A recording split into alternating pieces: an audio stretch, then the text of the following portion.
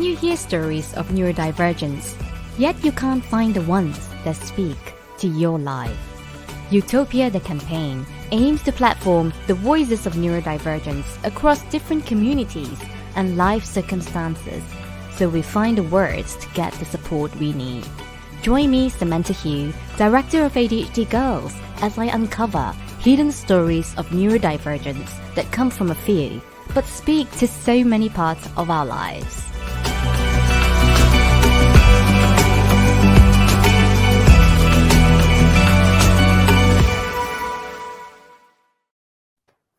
Hi, well, thank you, Rachel, for joining me on this campaign. Lovely to see you. Thank you so much for having me. I know that we first connected way back when we did that Conversations with Women with ADHD campaign, and it's 2021, which feels like a lifetime ago, strangely. It does, isn't it? Especially as 2022 is coming to the end now. And I know at the time we were talking about your experience, being diagnosed with ADHD later in life. And today I want to really dig deeper into, the aspects of the other co-occurrences that you were also experienced, throughout your life, and perhaps the ones that, you have identified first, even before ADHD. And so can you tell me a little bit about you and what is your neurodiverse experience? Sure. So I was diagnosed in year 7, so the first year of secondary school, with dyslexia, dyspraxia, and dyscalculia.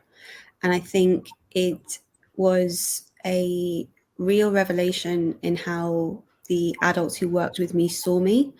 I think prior to that, they saw somebody who was bright and capable but was underachieving. And I remember a lot of my school reports saying bright, capable, but not performing.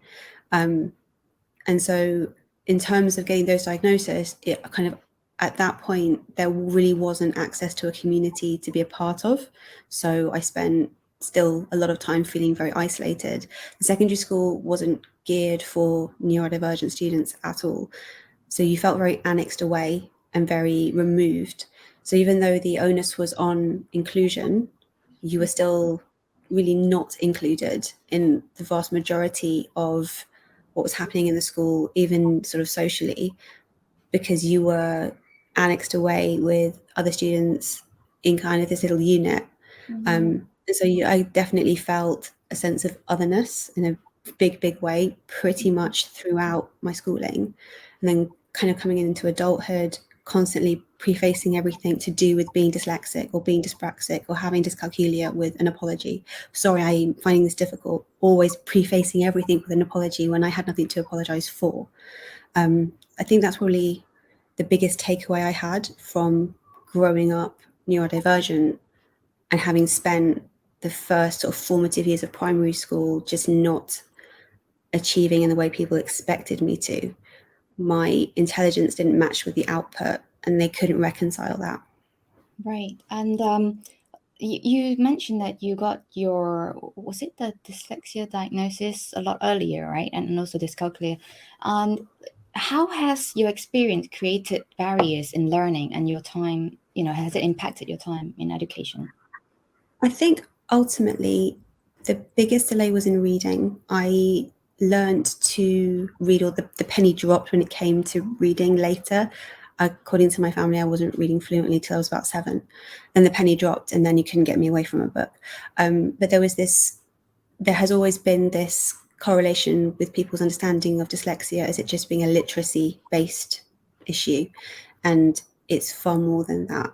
And I think because it's only seen by educators in the classroom, they don't really have a great grasp of the way that being neurodivergent, in this instance dyslexic or dyspraxic, having dyscalculia or having ADHD, impacts on your life outside of the classroom, and the degree that it impacts on your life outside the classroom, because life does exist outside of a classroom. It's had the way that you frame your entire world. And so that was definitely, in terms of a barrier to learning, people's narrow understanding of what those conditions meant. So when they heard dyslexic, oh, she can't read. They hear dyspraxic, oh, she's clumsy. They hear dyscalculic, she can't do maths. And they see it in this very, very narrow frame. not really realizing how everything is overlapping and how your entire worldview and your entire world experience is framed by how your world is being limited by others, not necessarily how you're limiting your world yourself. And how does it feel like to have this, obviously there's this neurodiverse experiences, individually they have this bag of conditions, like a box, that people tend to put this symptoms in, right? And when they co-occur, and especially, if one of them or a few of them, ends up being hidden, for longer. And for you, it was ADHD, right? Because it was not until in your 30s that you found out that you have ADHD. What is it like to live with, these co-occurrences with ADHD, and go through the education system? It's interesting reflecting back on it, because I can now very clearly see where all the ADHD traits were. And I think about how everybody would always tell me, you talk at 90 miles an hour, and my incessant need to be understood. And the ADHD part is doing everything at 90 miles an hour, over explaining. The dyslexia comes in when you're trying to find the word. And so sometimes you've got that word in your mind and you just cannot reach it and you can't get it out of your mouth, or reading something and then completely misunderstanding what you've read because you've left out a word, or writing something. And I will always remember when I was doing my A-levels, my English teacher reading my work from over, because I'm from back in the day where you did everything by hand. You had no computers and laptops to do your work in, unlike the students I work with now. And I had to handwrite everything, which was really, really difficult. And I'd missed out a word, and he saw it, leaned over my shoulder, was reading what I'd written. Goes, oh, you've missed a word out there. That's part of your condition, isn't it? And just the shame, just kind of that shame of like, great, thanks for pointing that out to the entire class. Really needed that. Now I feel great about myself and my abilities. Thanks, sir. That was great. And just stuff like that, where it's all overlapping because I'm doing everything super, super fast to try and keep up with my own brain, whilst trying to find words, whilst trying to understand what I've read and rereading, and either still missing the point.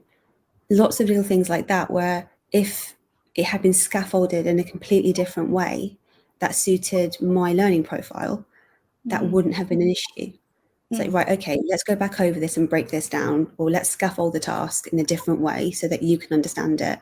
Right, slow down. There's not a time limit on this. We've got time. We can go back over this. And I didn't experience that, which is very different to the way that the students I work with now experience things, where it's, okay, that's not sticking. Let's try it a different way, or let's scaffold it. Let's break it down. Let's try different strategies. Let's think of this a bit more flexibly.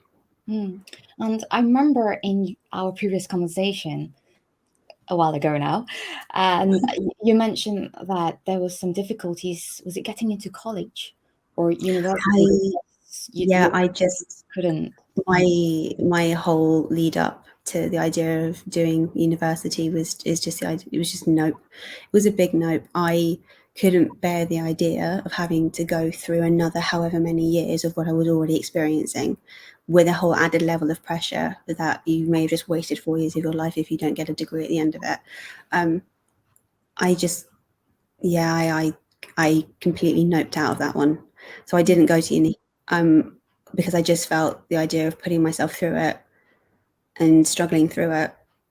We were talking 20 odd years ago now, and that was a very, very different world for neurodivergent people. There just wasn't that element of knowledge. And of course, at that point, we didn't know I had ADHD. So I would have been struggling through with a whole missing piece of the question, whole missing answer, and not being able to kind of get necessarily support that I would have needed. So I didn't even attempt it. I just really didn't have the confidence in myself, the confidence that I could make it through that without coming out to the other side of it, just completely traumatized and probably not achieving what I would have set out to do. On top of not really being sure what I wanted, because the options available just seemed so narrow. I don't think there was ever really a goal at the end of the tunnel. There was no kind of, right, this is what you're aiming for, this is what you're going to achieve, this is what will happen afterwards. I don't think anybody really had a great amount of confidence that I would come out the other side of school including university, and then go on to a career. There was never that kind of like step-by-step process waiting for me. I don't think that anybody, at least I didn't feel that anybody at the school really saw that for me. And they weren't that invested in making sure that I would be okay when I left. So I kind of left and kind of went out into the world and got a job. And I thankfully have always been in work since. There hasn't really been a massive amount of time where I've spent out of work. I've always been able to somehow get a job, and thankfully I'm now nearly 6 years into a job that I adore, with no degree but a lot of experience. And that is, I think, when it comes to the kind of work that I'm doing now, probably even more valuable than having a bit of paper that says I can do it. That's for sure. And you know, because when you talk about your this dyslexia, dyscalculia and dyspraxia, you know, Yeah. and the fact that they were identified first before your ADHD, you know, and given that, you know, ADHD was probably more challenging, you know, in navigating life itself, but then those learning, you know, differences made it even more difficult to go through school. But because people were always looking for, you know, how you were not performing to the standard, you know, that other people were performing. And then that's why they could see the dyslexia first. You know, it's quite common in preschool, actually in school children, where they see the dyslexia first before they even contemplate anything like ADHD. Especially in girls. I mean, I will always remember doing touch typing classes up in the little annex that the SEN kids were kind of shoved into, and there being posters on the walls of an actor and of a singer, and they were both boys. And I went to an all-girls school, and they were for dyslexics. So you can imagine that it was kind of like, you know, I'm so-and-so from this band and I'm dyslexic. This actor is dyslexic. And you're, as a kind of, you know, 12, 13, 14, 15-year-old girl doing her touch typing lessons, looking up at these inspirational posters, and I'm not seeing anybody I recognize because I'm a girl, you're a boy, your experience is very different to mine. I didn't relate, there was nothing to relate to. And there were no girls who, if they had ADHD, were open about it in my school group. Nobody that I knew. There were no actresses, there were no singers, there were no people who stood out as, hi, I have ADHD, you can relate to me. So I think because it wasn't something that anyone saw and wasn't looking for in girls 20 odd years ago, even though rationally we knew it existed. I mean, I didn't even think it was possible for me to have it because I never saw it displayed anywhere. And so I don't think in terms of them realizing the ADHD, when they're thinking ADHD, they're thinking red flags for behavior, red flags for hyperactivity, red flags for poor impulse control. They're not thinking about red flags for inattentiveness. They're not thinking about red flags for anxiety. They're not thinking red flags for unable to just generally focus. They have a very, very narrow view back then of what to expect from a child with ADHD. And if you weren't bouncing off the walls, you didn't have ADHD. Yeah. And so I wasn't, because even though I was doing everything really, really quickly, they didn't view that as hyperactivity. Even though I was really, really anxious and stressy, they didn't view that as hyperactivity internally. They just saw somebody who was anxious and stressed for no good reason because she was dyslexic. Also, I wanted to touch back on the point that you very nonchalantly sort of mentioned about the SEND kids that are just boxed into this room, you know, and I've heard of these rooms, you know, where like the children were asked to go there to do the extra things that they don't provide, you know, to other people because they're different. And this room is a mystery to me because I come from a culture where we basically don't even have the term SEND, you know, and but it sounded like not a great place to be in. Very isolating because none of the people in my form group that I was friends with were part of this. So I was ultimately annexed away from the majority of people that I liked and who may have liked me. And the general ethos of my schooling was you go into the bottom set for everything, regardless of your intelligence. So no matter how bright or capable they were saying I was in my school reports, I was always in the lowest set. And they make no secret of that. And so then you're kind of right, you go off to your unit, you do your touch typing lessons, you don't get to do sciences, you do health and social care, you don't get to do drama, you do something else instead, because they're with the best will in the world, they're trying to get you qualifications to get you a job.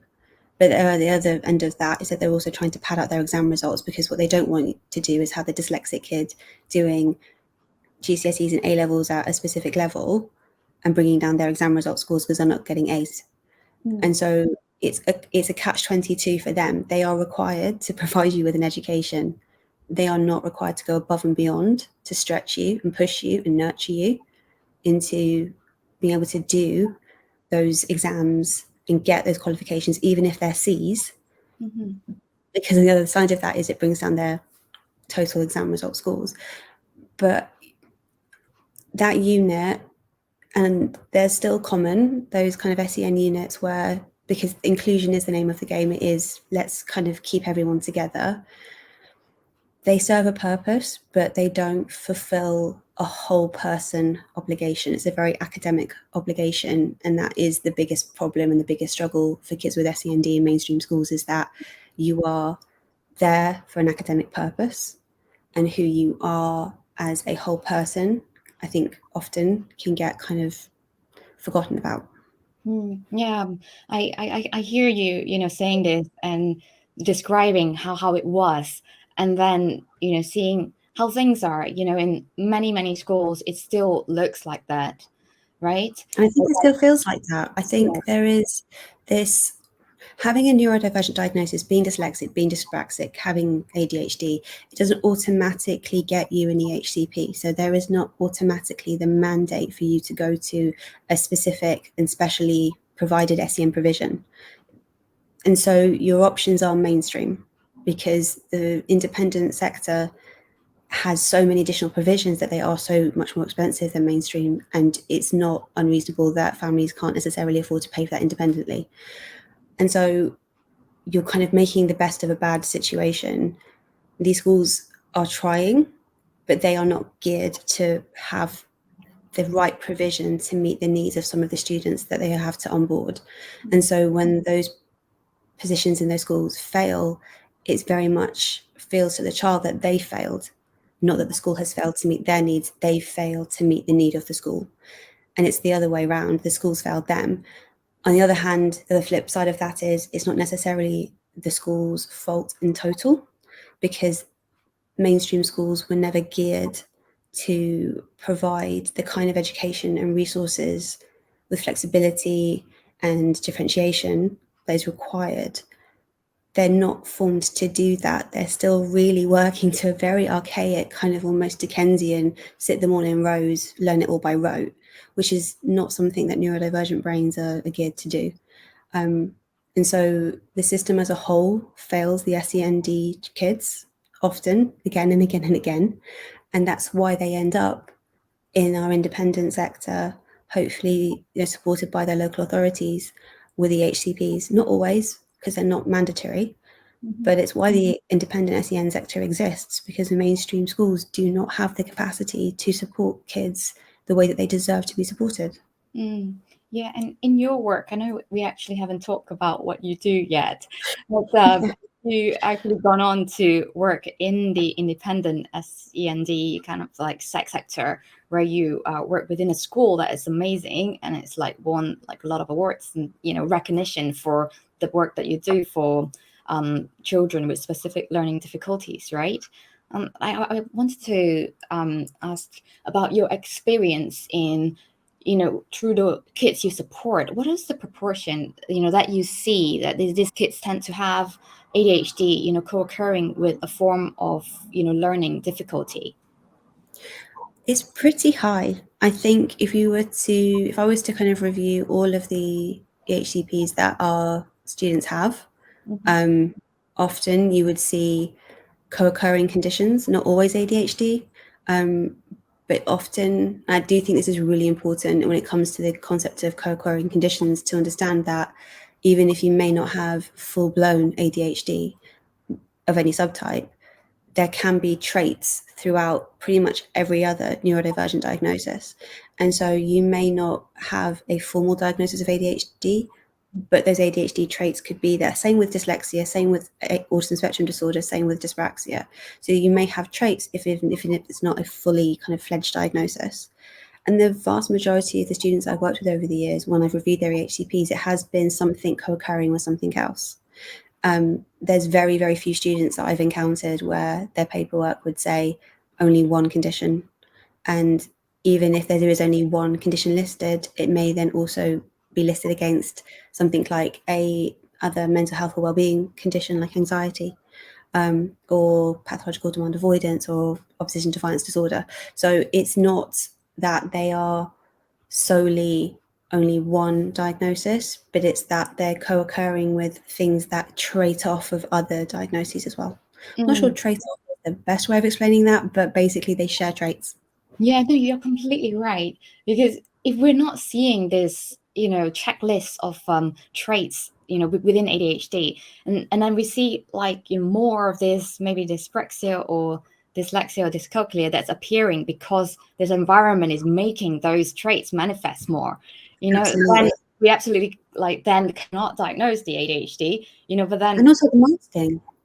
Yeah. I mean, so many kids are masking and they don't even know they're doing it. And that's really interesting when they first start with you and they're getting to know you and they're getting to understand what the boundaries are and they're getting to understand who you are and can they trust you? Do they feel safe? And then the mask starts slipping and then all sorts of other traits come out, all sorts of things that you may not have initially seen in paperwork present.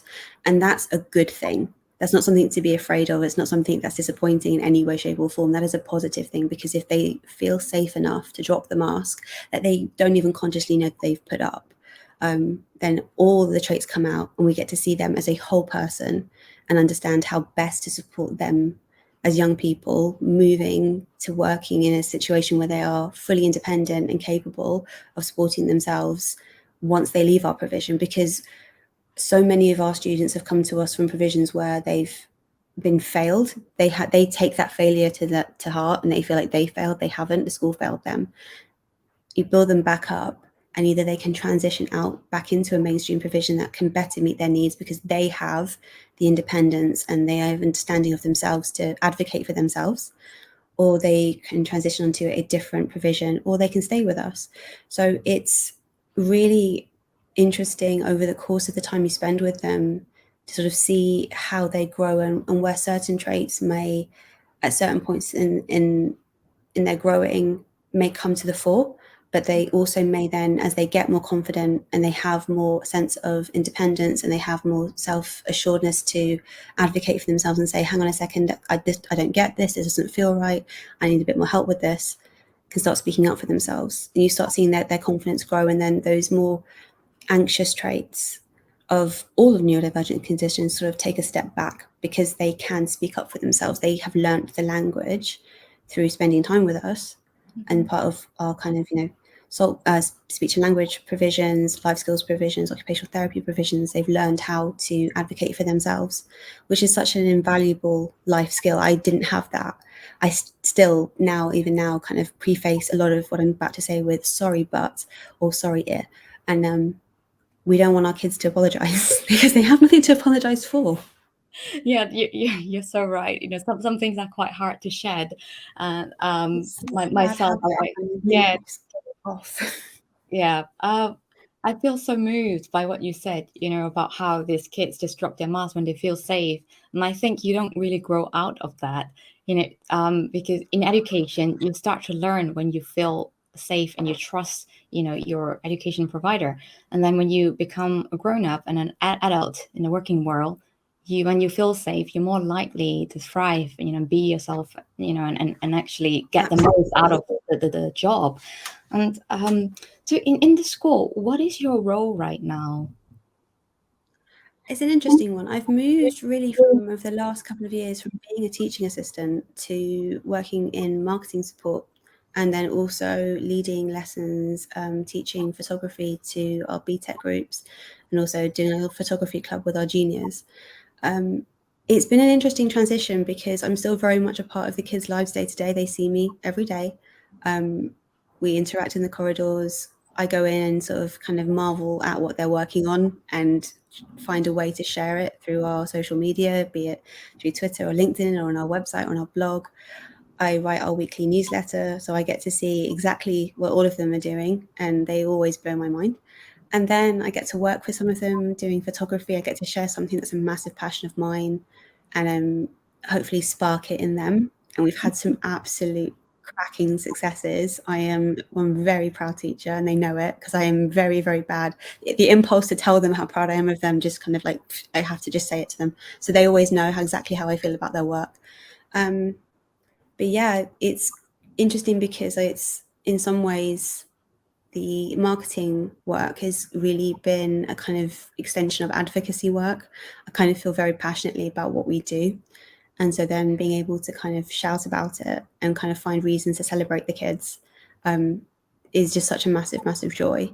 Finding reasons to sort of celebrate what our staff are doing, our team are doing, and all the incredible work that they're bringing out of the kids. That's a huge privilege, and I absolutely adore it. And it's strange to think, because I never saw myself working in a school. I hated school. So the idea of working in one is completely kind of strange to me, but I'm the happiest at work that I've been in a very, very long time, and doing something that I'm very, very proud of with kids that I am in awe of. Amazing. But also it's a different type of school, isn't it? It's not the type that went to school in. So this is so and anyone ever asks me about it, the only thing I can think of to say is it's the kind of school I wish I'd gone to, which kind of, I suppose, gives it all away, really, because I didn't go to a school that had this ethos of let's teach you as a whole person rather than let's teach you for test scores. And I think we didn't have speech and language therapists, we didn't have occupational therapists, we didn't have physiotherapists. And so those life skill lessons and the independence that we're teaching the students, I learned the hard way. Social skills, for example, is something that I think everyone takes for granted, but actually dyslexia, ADHD, even dyspraxia does have a social frame. And so learning the appropriate way to express yourself, learning the correct language to express yourself, learning what is an acceptable way to be with somebody, learning, even understanding what the barriers of friendship are. Those are kind of things that you kind of get beaten into you in a way in a mainstream environment when you're surrounded by more than 30 kids in your class. And then that's another set of 30 in your maths class, in your English class, in your science class, in geography and history, hundreds and hundreds of students. With our school, we don't have more than 90 in our senior school and college. We'll have 90 in our prep school, which we just opened in September. And so they get to learn how to be a good friend. They get to learn what is expected social behavior. They get to learn the right language, the right way to express themselves, so that they're not fumbling in a panic, and they can have all these trials and errors with us 5 days a week, make mistakes, come back the next day, try again. There's never that kind of judgment on them and that isolation, which I think a lot of neurodivergent students who are my age probably went through. Yeah, mine too, I suppose. I wanted to ask you, because your school, the school that you're working in, seems to be doing, a really good job, and I want to find out, like, how is school helping students, navigate this learning difficulties to achieve their potential, and how do you do this whole person approach in a school? I think it starts with our pastoral and our well-being. It starts with making sure that the kids know that they're safe. It starts with understanding what they've come from and that we fully support their journey that they're about to start with us. So through the kind of well-being and mental health activities that we do, daily well-being, mornings, team building days that we do throughout the terms, we kind of get in, we sort of create an environment for them where they know that there is not going to be a harsh punishment, because we don't operate on a punishment system. We operate using positive behavior support. So we're not looking to punish or chastise them. We're looking to explain to them consequences, but consequences can be good as well. consequences doesn't always have to be a negative or a nasty thing. Understanding that they can reflect positively as well as negatively on their day, that it hasn't, if one bad thing has happened, the whole day hasn't been ruined. And for a lot of them, I think they've come from provisions where there was more of an emphasis maybe on punishment and chastisement for when things went wrong, things that were genuine mistakes, things that weren't intentional.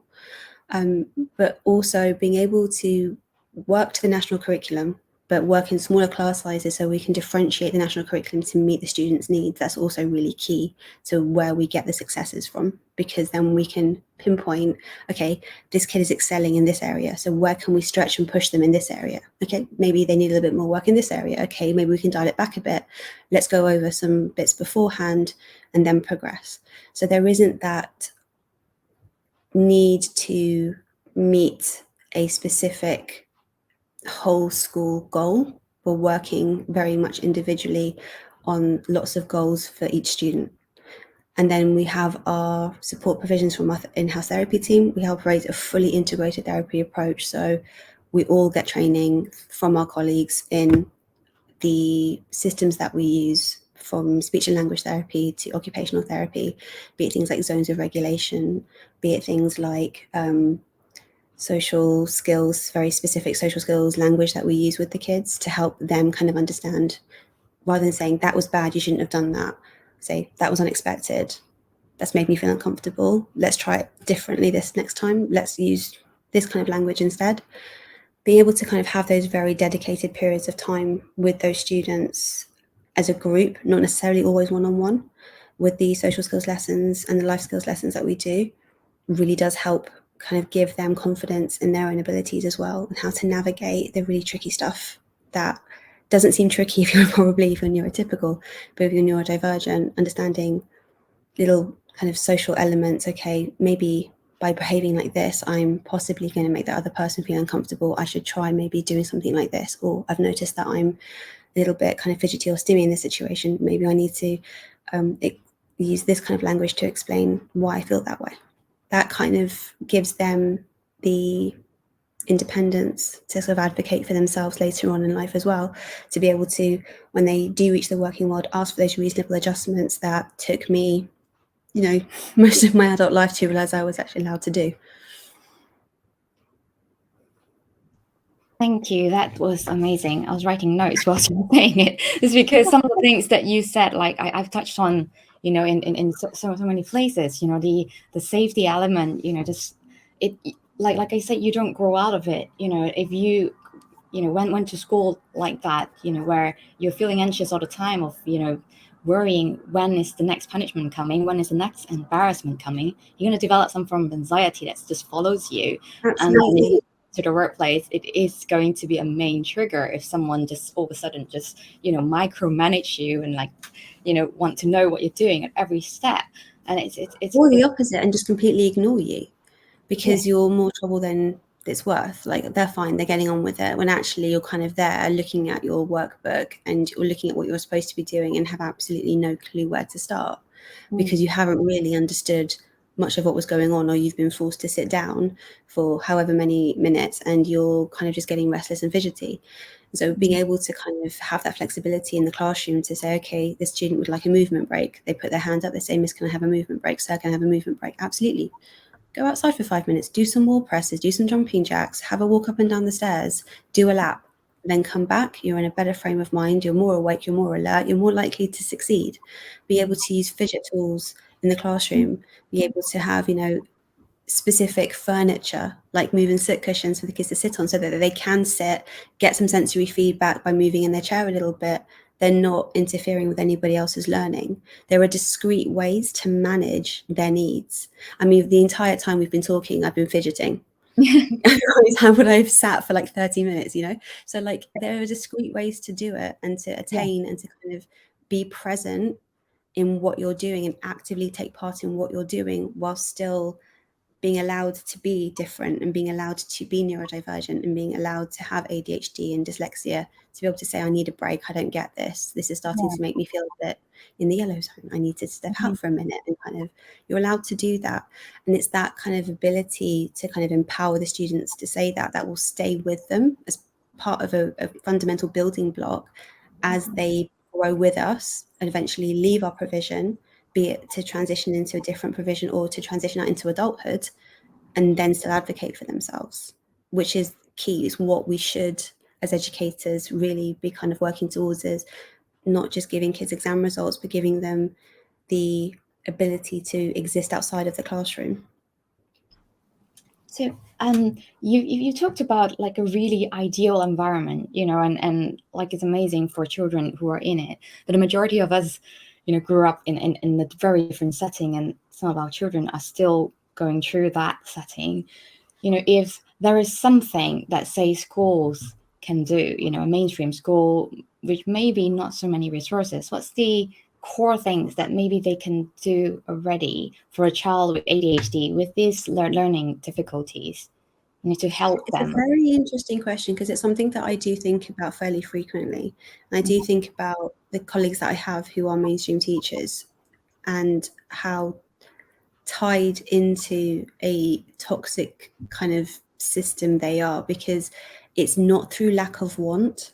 It's not through lack of wanting to make a student feel accepted, feel encouraged, feel nurtured.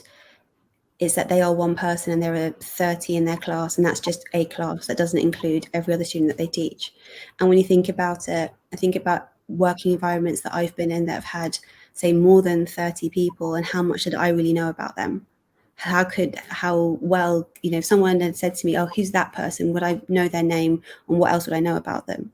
And how I'm in a very, very fortunate position that I know more about the 30 kids I have in the prep school, and I know plenty about the numerous students that I've taught or worked with over the last 6 years, that I do know them that well. I do know enough of the signs to spot when they're struggling, when they need a break, what's going on with them, to check in with them. I think it must feel really deflating for teachers in mainstream schools to have the desire and the passion to go into it and want to make a safe space for all of their students, neurodivergent or neurotypical, and not have the resources available for them to do it. Because I don't truly believe that any teacher wakes up in the morning thinking, it doesn't matter to me if a student doesn't do well today. I think, honestly, with any organisation, be it education or otherwise, it starts from the top down. It has to come from senior leadership, and it has to come from them wanting to create a safe space, and also to understand that, yes, inclusion is important, but so is equality. And without accessibility, you can't have equality. So you need to be thinking about what you can do with your curriculum to differentiate it well enough that your neurodivergent students can access it. Because the honest truth is that there is nothing that happens in SEN education practices that is a secret. There's nothing that is something that couldn't be translated into any other provision, but the desire and the want and the will and the resources have to be there. Schools aren't always in control of their resources. And in all honesty, without a fundamental and systemic change to how our education system operates nationally, I think we will be kind of in the situation where independent SEN provisions are going to be needed for a very, very long time, because until someone's actually ready to confront the issue head on and look about, do we have adequate staffing? Do we have adequate resources? Do we have adequate funding? Do we really need to have 30 kids in a class? Could we halve it? There should be no reason that schools anywhere in the UK are closing down. We need to really think about how we educate our students in a way that is nurturing and provides them with the kind of education that they deserve. But there is a reason that teachers are burning out left, right, and centre in mainstream. And it is because the demands on them are so high. The demands on themselves, the demands they place on themselves are so high. They can't meet their own needs. How are they going to meet the needs of those 30 young people that are in their care 5 days a week? And that's just, like I said, in that one class. That doesn't necessarily account for the hundreds of other students that they may be interacting with throughout their week. Yeah, you're right. You know, I often see teachers looking quite tired. And sometimes when my daughter comes back and she said, oh, this teacher just kind of shouted at the whole class today. And I was thinking maybe she has noise sensitivity, but also then it is a very, very noisy environment, right? And especially children being, children, like they're not always quiet, and and that's when they get in trouble.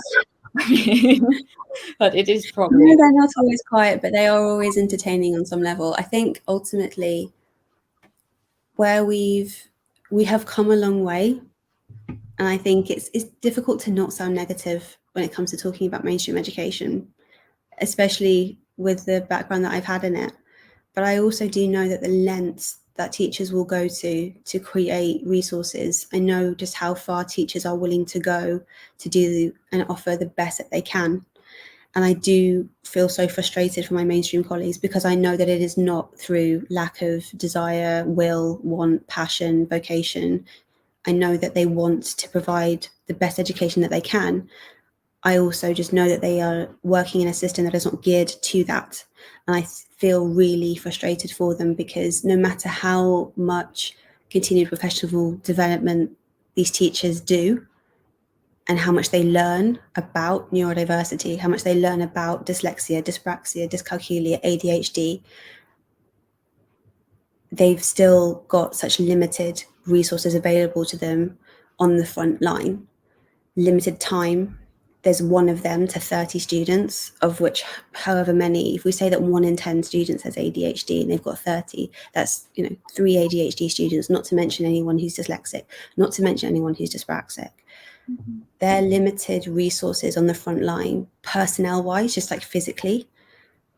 You really do need to have teachers available, teaching assistants who are trained, people who are available to help and support. A person can't split themselves 30 different ways. So how do you juggle those 30? How do you juggle those 30 people and differentiate something that maybe super simple to one student and super, super complicated to another? How do you teach that in a unilateral way and then make time within that lesson to then go over that with the student who's struggling? And then still keep up with the curriculum at the pace you're meant to be keeping up with? It's not easy. And I really do feel for them, because if they even had half as many students in their class, 15, I mean, we don't go really above 10. If they just had half that many students and a TA to kind of break down into groups to reframe and restructure and rescaffold ideas and concepts, the difference that would make. But there isn't that ability to do it. There isn't that space. There isn't that time. There aren't that personnel. There isn't that ability to just upend a mainstream school and do that. And so it has to have almost a complete overhaul of the system to allow for it. And then you really could have inclusion. You wouldn't have to have SEN students annexed away or just chucked into the bottom sets. You would be able to actually have a group, a community learning together, which sounds very utopian, I suppose, but I think it's, that is the dream. Whether it's actually a reality, I don't know whether anyone's going to really want to kind of have that serious conversation and kind of really think about how we overturn and overhaul our education system. But just for immediate, what they could do in the immediate and in the very, very near and now, there are so many places that offer continual professional development training and courses in how to teach neurodivergent students. There are so many charities, avenues, resources available, people you can get in to run training on what really teaching ADHD kids is like, on working with dyslexia, on understanding dyspraxia. All of the awareness days that we have are incredible opportunities to really kind of hear the voices of the students that you work with who are neurodivergent and getting them involved, talking to them. You're never going to really get better training and understanding of how a neurodivergent student really works and really learns unless you have that conversation with them. Those awareness days come with so many pre-prepared resources that there's almost no excuse to not kind of dive into them when they come around and actually really do celebrate what makes these kids different and how you can take their differences and make them their strengths. You're right, and you're right that it has to have a senior person buy in, otherwise the change won't happen. And as for the systemic change, it's probably going to take a long time, whether we will achieve a state of utopia. I suppose that is the hope, but the time scale, I can't comment, right? Because until the right person is plugged in the right place who can make those decisions, and It's that's something that I really do see the vast difference in having 10 students in a classroom versus 30. Automatically, that just makes everything that little bit calmer, that little bit less hectic, that little bit less chaotic, that little bit quieter, a little bit less distracting. Yeah. I think even splitting a class in half from 30 odd to 15 would make a massive difference.